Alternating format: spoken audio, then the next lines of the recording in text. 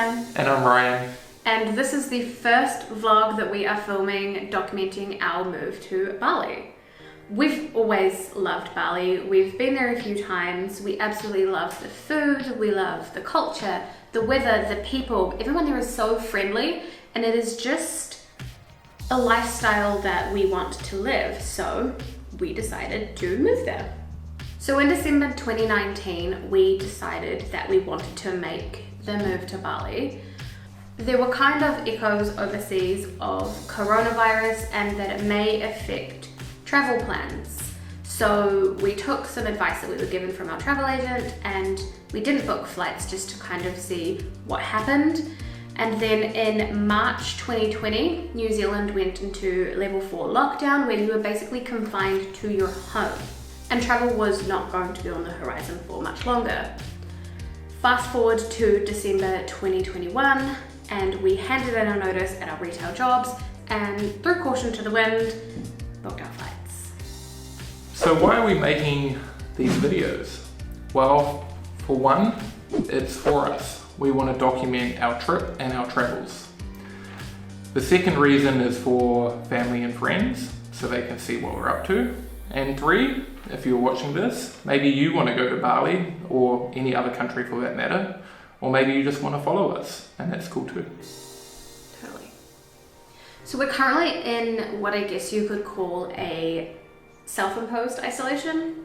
We made the decision to remove ourselves from society and shopping so that we didn't risk catching COVID, because we have to do a pre-departure test and we didn't want there to be any chance of that coming back positive. So at the moment we are staying in a cabin. Shout out to my auntie and uncle. Yeah, it's a beautiful cabin on a big lifestyle block.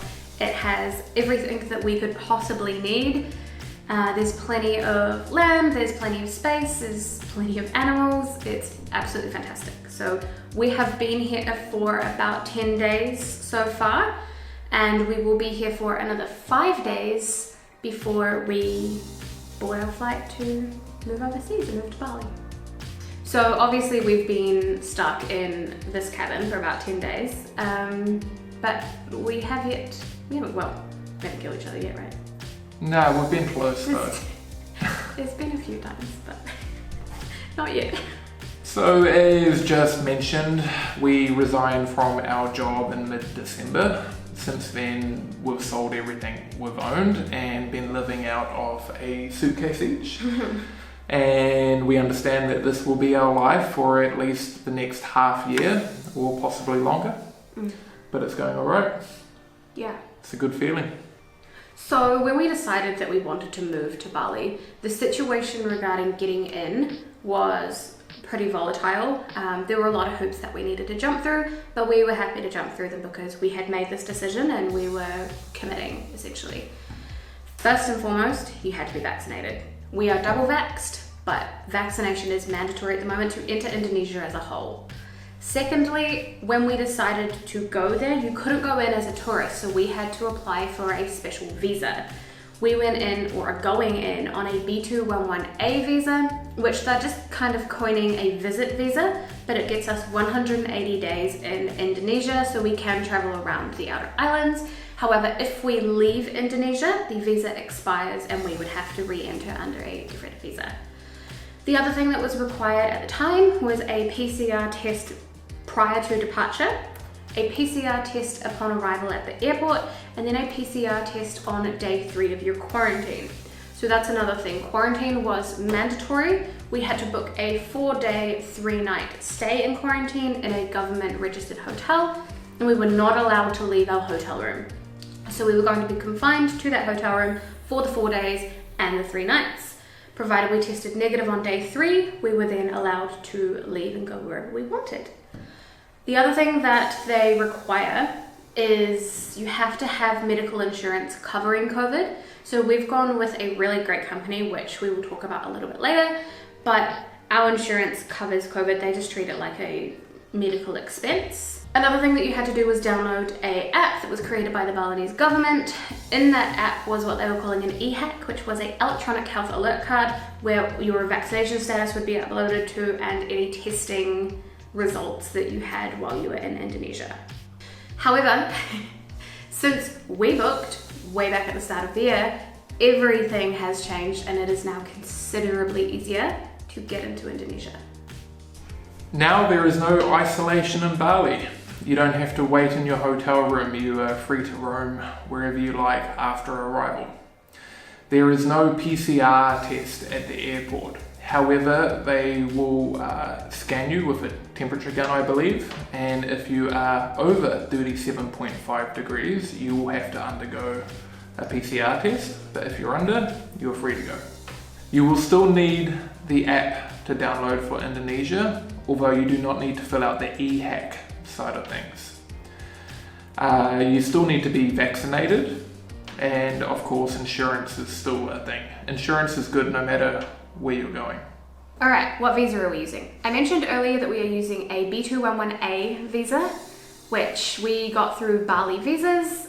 We will link them down below. They have been absolutely fantastic. Communication was super fast and crystal clear right from the get-go. They talked us through everything. They let us know when documents we submitted weren't up to par. They would tell us what else we needed, and they got us our visa really quick. They offer a bunch of services depending on the time frame required. We obviously had quite a few months, so we didn't need to expedite it, but they still got us the visa really fast. So absolutely massive thanks to them. They have been great. If you're looking for a visa agent to get you into Bali or into Indonesia, Bali visa agents, again, we will link them down below.